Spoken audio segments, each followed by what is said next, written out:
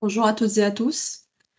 Bienvenue dans ce webinaire qui s'inscrit dans le cycle des rencontres digitales que Tijeli Wafa Bank organise régulièrement pour l'ensemble de ses relations entreprises. J'ai le plaisir d'être accompagné aujourd'hui par Monsieur Mehdi El Fakir, fiscaliste senior, expert comptable et professeur enseignant au sein de l'Institut supérieur de commerce et d'administration des entreprises. Je me présente à Alaoui Ilham du marché des entreprises de Tijeli Wafa Bank. Nous allons vous parler aujourd'hui de la nouvelle loi de finances et ses nouvelles dispositions fiscales. C'est une loi qui revêt une importance cruciale dans l'économie marocaine et se fixe comme objectif de soutenir la relance économique, d'encourager l'investissement et de lutter contre la fraude fiscale. Monsieur Mehdi sera notre guide tout au long de cette session pour nous éclairer sur les nouvelles dispositions législatives et les nouvelles pratiques pour optimiser vos situations fiscales. Donc, avant de céder la parole à Monsieur Mehdi El Fakir, j'aimerais rappeler le déroulement de ce webinaire. Donc, après l'intervention de notre expert, il y aura une partie session questions-réponses. N'hésitez pas à nous poser vos questions et nous faire part de vos commentaires. Le chat est à votre disposition. Je lirai l'ensemble de vos questions après l'intervention de notre expert pour qu'il puisse y répondre. Donc, sans plus tarder, je cède la parole à Monsieur Mehdi Fakir pour vous dérouler les mesures et dispositions phares de cette nouvelle loi de finances. Bonjour, Monsieur Fakir, et merci encore une fois d'avoir accepté notre invitation pour ce webinaire.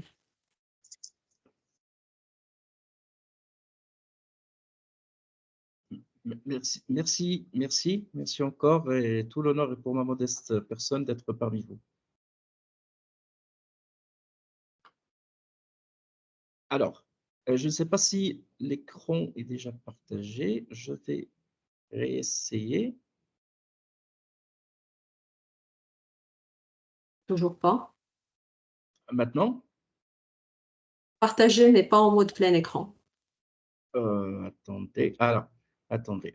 Ce que je vais faire, c'est comme suit.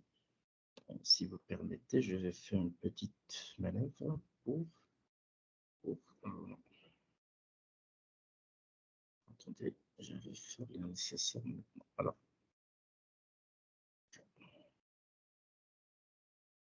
attendez. Est-ce que c'est bon maintenant? Oui, oui, Ah, allez. super. Merci beaucoup, Madame Alaoui.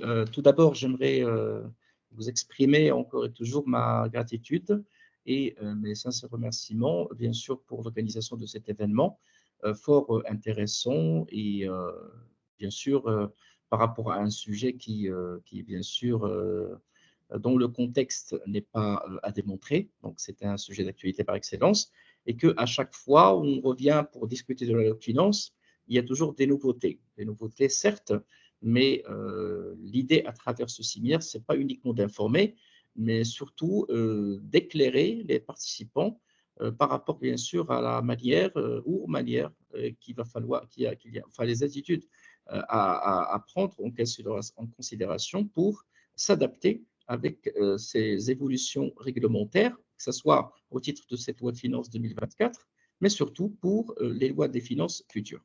Alors, on va commencer par le commencement pour dire que les lois de finances se suivent, mais ne se ressemblent pas. Pourquoi? Parce que chaque loi de finances, il a un contexte particulier. C'est le cas de cette loi de finances qui s'inscrit dans un contexte budgétivore marqué par un effort financier considérable de l'État qui aujourd'hui a plusieurs chantiers sur lesquels doit s'inscrire, que ce soit dans le cadre des chantiers sociaux et dans le cadre de chantiers exceptionnels. Et nous parlons principalement du séisme de Haouz et également du stress hydrique, sans oublier le soutien au pouvoir d'achat dans un contexte fluctuant qui est marqué par plusieurs incertitudes. Mais derrière tout cela, il y a bien sûr un contexte technique, à savoir la volonté d'aller de l'avant dans une réforme de la fiscalité qui a commencé depuis les troisièmes assises de la fiscalité, qui a été concrétisée par une loi cadre, bien sûr, votée et promulguée en juillet 2021. Avec des hypothèses qui sont, je dirais dans la plupart des cas, des hypothèses qui sont optimistes, positivistes, je dirais équilibrées.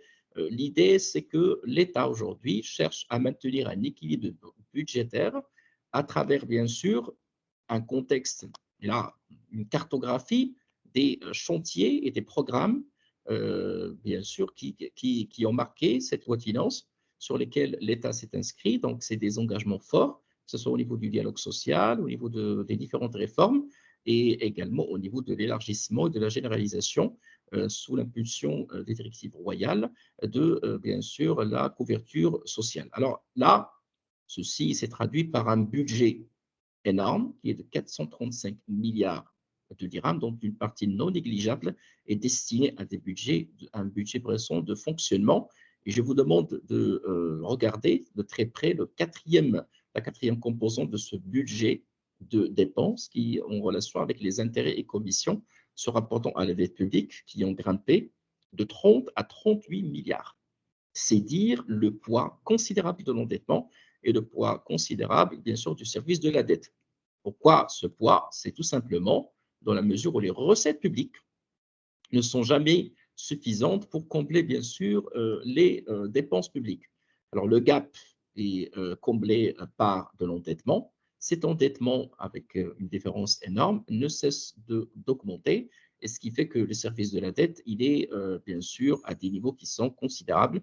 On parle de 38 milliards au titre de la loi de finances 2024. Mais lorsqu'on revient à la structure des recettes publiques, on trouve qu'on est un pays fiscaliste par excellence. Pratiquement 90% des recettes de l'État proviennent